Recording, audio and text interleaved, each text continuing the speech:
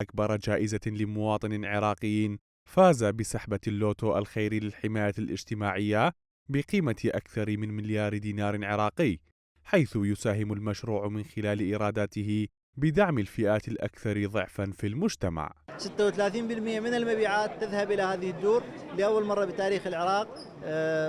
تكون هذه الجائزة جائزة أكثر من مليار دينار، وإن شاء الله في الأيام والأسابيع القادمة سنشهد مشاركات لملايين العراقيين. القائمون على مشروع يا نصيب الرعاية الاجتماعية نفوا أن تكون الجائزة غير صحيحة أو يتم التلاعب بالنتائج، موضحين أن هذا المشروع وسيلة لتعزيز التكافل الاجتماعي ولتمكين الفئات المستحقة. ناس بالآلاف حتى بس أعلن فوزه شككوا بمصداقية لوتو، وهذا الشيء كان عم يصير من قبل وهذا حقهم. وهن فاكرين انه لوتو شركه خاصه، ما عارفين انه هي جزء من وزاره العمل والشؤون الاجتماعيه العراقيه. اليوم مثل ما شايفين الفلوس قدامكم مليار عدا ونقدا كاش على الطاوله، واستلمها خالد، ويعني ما بعرف بعد اذا لازم كل واحد نفر عليه بالبيت لنفرجي اياهم انه فعلا الزلمه استلم والربح حقيقي. والربح ما يكلف هواية، يعني الربح كلفه لخالد 1500 دينار، ب1500 صار ملياردير.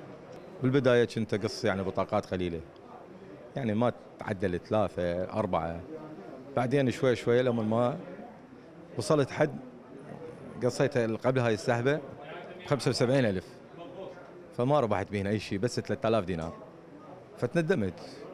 النوب رجعت السحبة اللي براها عنده 35,000، قلت خلنا أقص وأتوكل على رب العالمين. قصيت 24 بطاقة، شاءت الصدفة بين عز وجل طلعت بها جائزتين، الجائزة الأولى والجائزة الثانية. الجائزة الأولى اللي قيمتها 150,000، والجائزة الأولى هي هاي الثانية، والأولى اللي ربحت مليار و141.